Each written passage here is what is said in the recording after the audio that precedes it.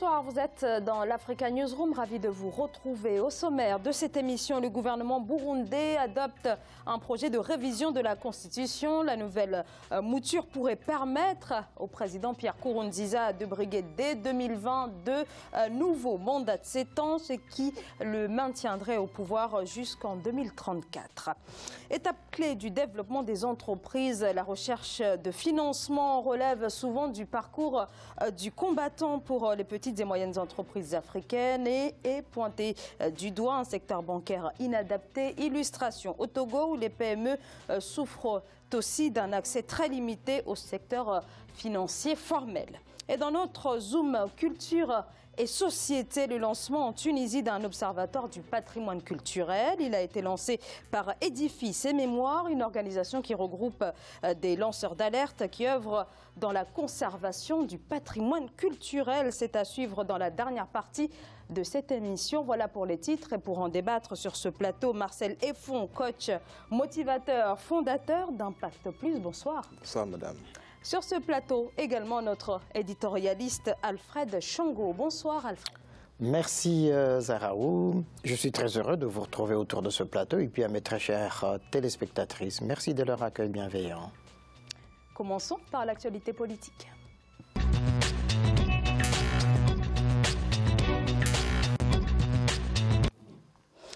Un projet de révision de la Constitution adopté au Burundi. C'était ce 24 octobre en Conseil des ministres. Le nouveau texte qui doit faire l'objet d'un référendum revoit de fond en comble le texte fondamental. Et ce projet de révision permet au président Pierre Nkurunziza de briguer un 4e mandat en 2020. Les précisions dans ce sujet de Patricia Solange-Dubois. Au Burundi, un projet de révision en profondeur de la Constitution a été approuvé mardi 24 octobre en Conseil des ministres. Un texte qui, après adoption par référendum, pourrait permettre au président Pierre Nkurunziza de briguer un 4e mandat en 2020. Le pays est déjà plongé dans une crise. Normalement, il est prévu dans la Constitution qu'on ne peut pas revoir la Constitution en période de crise politique profonde comme celui d'aujourd'hui. La révision de la Constitution, donc, va renforcer la crise. La crise va être profonde. On est dans une phase de résistance et la phase finale ne va pas tarder à venir, et j'en suis sûr. Ce projet de révision n'est pas une surprise puisque le texte était en concertation depuis plus de 6 mois. Pour justifier sa démarche, le gouvernement burundais invoque une constitution promulguée le 18 mars 2005 censée régir le régime post-transition. Une transition qui n'est plus d'actualité depuis les élections de 2010. La révision de la constitution, ça ressort de tout un processus. Il y a eu la consultation populaire, donc le dialogue interburundais. Les Burundais ont vu qu'il y avait quand même certains manquements au niveau de la Constitution et qu'il fallait l'adapter. Nulle part n'est mentionné le président Nkurunziza pour ce qui est de la révision de la Constitution. Ce qui va changer, on va voir ça avec le temps. Le gouvernement prévoit également de remanier entièrement sa structure. Ainsi, un Premier ministre chef de gouvernement issu du parti majoritaire remplacera le second vice-président et les lois simples seraient désormais adoptées à la majorité absolue au Parlement. Une véritable révolution qui devrait être soumise au référendum au plus tard d'ici la mi-février 2018. Alors l'article 96 limite à 2 le nombre de mandats présidentiels. Ce projet fait de facto sauter le verrou de la limitation de ces mandats. Cette révision changerait en profondeur la constitution du Burundi issue de l'accord signé à Arusha en 2000 et qui avait ouvert la voie tout de même à la fin de la guerre civile. Alfred, le président est-il prêt à tout pour se maintenir au pouvoir comme le dénonce l'opposition ? Oui, Zaraou, on voit bien que si ce projet de référendum, donc de révision de constitution, de référendum allait jusqu'à son terme, il viderait de sa substance les accords d'Arusha et puis la constitution de 2005. Mais de facto, cela a été fait avec justement le coup de force de Nkurunziza il y a quelques années pour se maintenir au pouvoir, qui a entraîné la crise que le Burundi connaît aujourd'hui encore. Et donc là, c'est une énième manière justement de tordre le cou à cette constitution et puis de faire que Pierre Nkurunziza reste au pouvoir, mais suivant cela, ce que Kagame a fait au Rwanda, on voit aussi les mêmes manœuvres aujourd'hui en RD Congo avec Kabila. Donc on est là, Sassou Nguesso l'a fait. Donc on voit vraiment que cette Afrique centrale, qui est le ventre mou de la démocratie en Afrique, qui continue à s'enfoncer justement dans cette voie rétrograde des révisions de la Constitution. On va en parler justement tout à l'heure de ce que cela révèle sur, voilà, d'un point de vue philosophique. Mais est-ce que, comme le dit l'opposition, le président Pierre Nkurunziza est en train de jouer avec le feu par rapport à cet accord d'Arusha qui avait mis fin à la guerre civile? Mais enfin, si l'opposition le dit aujourd'hui, c'est qu'elle a la mémoire courte, mais c'est depuis tout le temps que Nkurunziza est en train justement de piétiner, au fond, l'accord d'Arusha, piétiner la constitution issue justement de ces accords-là, et que donc il n'en fait qu'à sa tête. On l'a vu il y a à peine 2 ans, il y a eu des tentatives de coup d'État, il y a eu la révolte de Burundi. Donc là, je crois que l'opposition est quand même dans une position un peu curieuse, un peu bizarre, alors que Nkurunziza s'est engagé dans cette voie-là.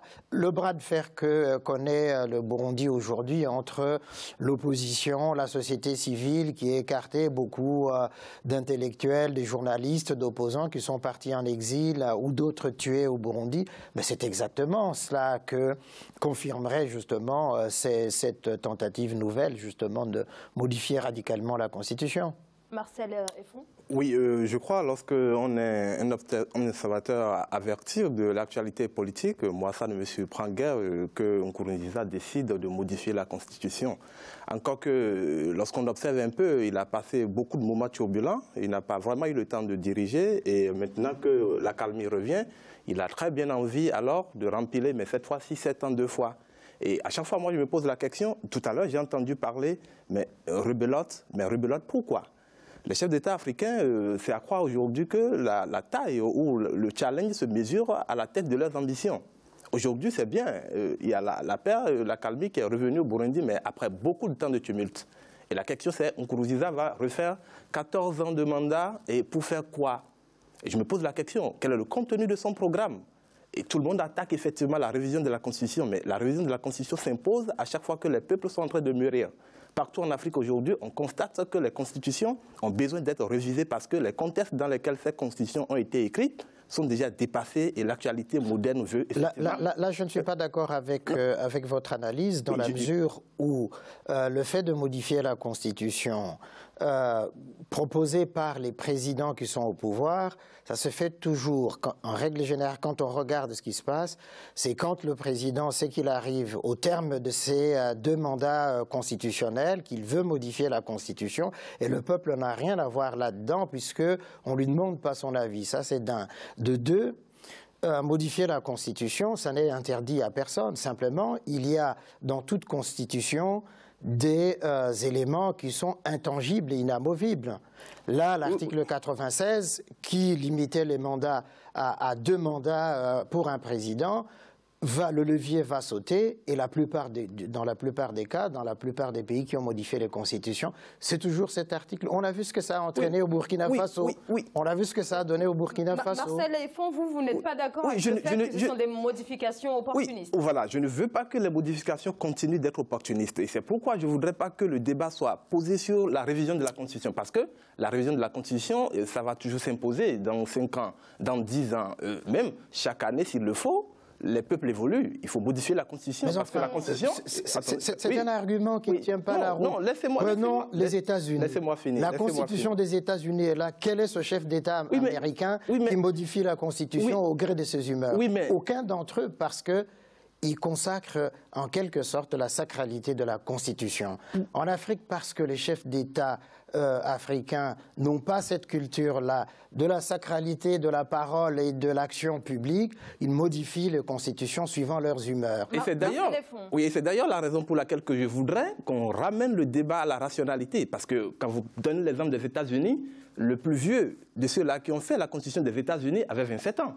Et ils ont mis en place place une constitution pour les générations à venir. Ce n'est pas des constitutions taillées sur mesure, mais à chaque fois, ici, lorsque nous on doit parler de la... Justement, est-ce qu'une constitution doit être taillée sur mesure? Justement, c'est pourquoi je ne voudrais pas que la question de la révision de la constitution soit liée à la personne des chefs d'État africains. Il faut qu'on dépasse ce niveau de réflexion aujourd'hui en nous posant la question à chaque fois qu'il est question de... Parce que lorsque vous voyez, à chaque fois qu'on parle de révision de constitution, il y a toujours une opposition qui voit l'intérêt du président qui veut revenir aux affaires. C'est pas simplement... Et on ne se pose pas la question, mais qu'est-ce qu'il y a dans cette constitution? Parce qu'on a vécu la même chose au Bénin, comme si c'était hier. Alors on ne se pose pas la question, qu'est-ce qu'il y a d'important, d'intéressant dans cette révision? Et qu'est-ce qu'il y a opportuniste? Et qu'on fasse des débats rationnel pour savoir qu'est-ce qui est bon, qu'est-ce qui n'est pas bon. Mais malheureusement... Donc pour vous, le fait de se poser la question pourquoi ou voilà, tel ou tel président veut modifier un article pour prolonger, hein, en tout cas pour permettre de se maintenir au pouvoir, ça n'a pas lieu d'être comme ça. Oui, mais je suis désolé que les vraies populations qui subissent ces lois-là, je vais dire subir parce que c'est d'office subir, alors ne sont pas souvent au cœur des débats. Et il n'y a que la majorité présidentielle et parfois l'opposition qui se donnent la priorité alors de faire ces débats alors qu'ils ne font que des débats personnalisés et intéressés. Et lorsque c'est précisément le cas pour le Burundi? Oui, c'est précisément le cas parce que quand Nkurunziza... On a eu la société civile burundaise qui a, si ma mémoire est bonne, a lancé un hashtag pour demander à la Cour pénale internationale d'enquêter sur le Burundi. Aujourd'hui en Afrique, ne nous trompons pas, il n'y a plus de société civile. Lorsque la société civile a des intérêts et qu'elle est intéressée, elle rejoint tout de suite une position et elle va aux affaires quand ça l'intéresse. Là encore, je suis totalement en désaccord avec les propos qui viennent d'être tenus. La société civile, elle est dynamique en Afrique, elle existe. Qu'il y ait une partie de la société civile instrumentalisée par les pouvoirs en place ou par les oppositions, c'est aussi un fait. Mais globalement, la société civile, elle est dynamique et elle pousse justement à des changements. On l'a vu, l'effet de cela à la fois au Sénégal, au Burkina Faso, au Togo actuellement. Au Bénin aussi, jusqu'à un moment donné, bien sûr, il faut le citer. Exactement. Donc vous reconnaissez les... Absolument, alors, mais lorsque la société civile est intéressée. Tout à fait. En réalité, le problème est celui-ci. Si là, un président Talon a été élu président au Bénin il y a quelque temps, se dit au début de son mandat, pendant la campagne présidentielle, il a dit un certain nombre de choses. Il est au pouvoir maintenant. Si, à la veille de la fin de son mandat, il se dit on va réviser la Constitution pour modifier l'article 35 ou tel article de la Constitution pour me permettre de continuer, alors rien ne lui interdit de se représenter naturellement, c'est une décision d'opportunité qui n'a aucun intérêt. On révise la Constitution lorsque cela se justifie, mais il y a les lois ordinaires qui existent, qui régissent la vie quotidienne des gens. Pourquoi toucher à la Constitution alors qu'elle fixe un cadre, une philosophie générale justement de la vie publique? Oui. Alors, cela quand même m'amène à poser la question, et au-delà du cas burundais, au regard de toutes les modifications opérées ici et là sur le continent, est-ce que sur le plan philosophique, une constitution en Afrique, est-ce que ça a encore du sens? Mais si vous permettez, une constitution a toujours son sens parce que c'est la règle générale, c'est la constitution qui fixe d'ailleurs les conditions. On peut la modifier à tout moment. Mais c'est pour cela que je dis, c'est pour cela, parfois je rejoins mon cher ami dans un certain sens que la constitution ne devrait pas être révisée de manière opportuniste. Mais à chaque fois, lorsqu'on continue de reposer le débat alors de la révision de la Constitution sur la tête des chefs d'État, je dis, on ne va pas finir avec. Parce que les mêmes oppositions... Ce sont les points sur lesquels portent souvent la modification. Absolument. Voilà. Et ce n'est pas un hasard, ça tombe souvent sur l'article qui porte sur le nombre de mandats présidentiels. Oui, mais malheureusement bien sûr, mais moi je voudrais qu'on marque un point pour dire... À partir de maintenant, si on doit faire des débats qui sont liés à la révision de la Constitution, il faut que ces débats soient dépersonnalisés pour déjà commencer à montrer aux chefs d'État qui font des révisions opportunistes à comprendre que le peuple est maintenant mûr et n'est plus capable ou n'est plus prêt alors à suivre le jeu. L'opposition, si on prend le cas de Nkurunziza, l'opposition qui affronte aujourd'hui Nkurunziza par rapport à la révision de la Constitution ne regarde que la tête de Nkurunziza. Mais si Nkurunziza ne fait pas cette révision, quand ils vont venir, quand vous allez voir les mêmes personnes au pouvoir, ils vont vouloir réviser la Constitution rien que pour rester au pouvoir. Et c'est la même chose qui se perpétue. Qui va succéder à Pierre Nkurunziza dans la mesure où, même pour certains, il pourrait même se maintenir au pouvoir jusqu'en 2041, Alfred Tchango. Oui, non mais... Qu'est-ce qui propose la révision de la Constitution? C'est le président qui est au pouvoir et son parti.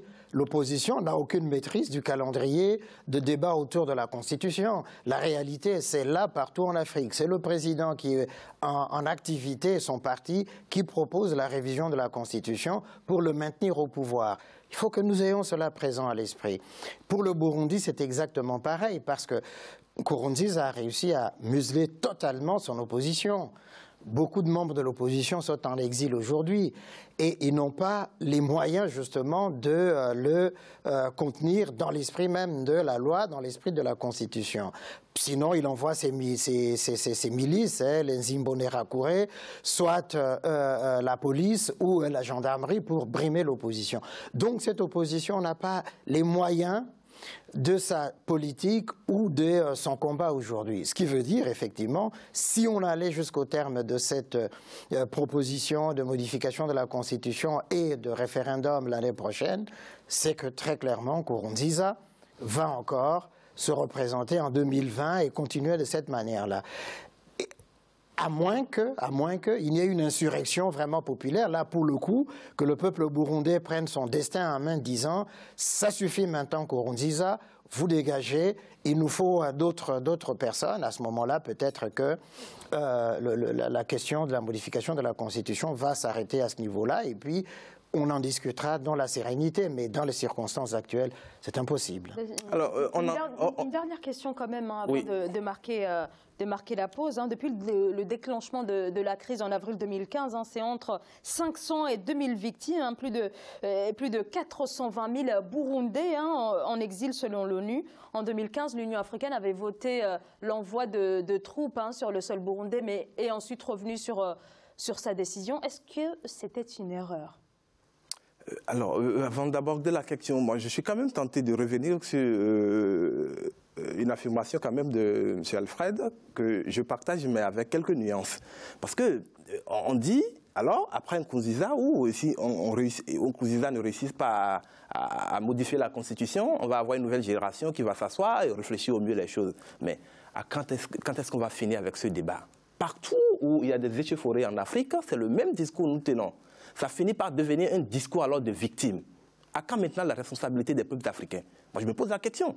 Il faut qu'on puisse avoir des oppositions ou des sociétés civiles qui s'asseyent pour faire un travail pour l'avenir. À chaque fois, on est en train de dire... En tout cas, pour le Burundi, il y a quand même un travail extrêmement, extrêmement puissant, je dois dire, de la part du CNRD. Oui, on va continuer, si vous le voulez bien, de débattre de cette actualité, mais on va marquer une courte pause.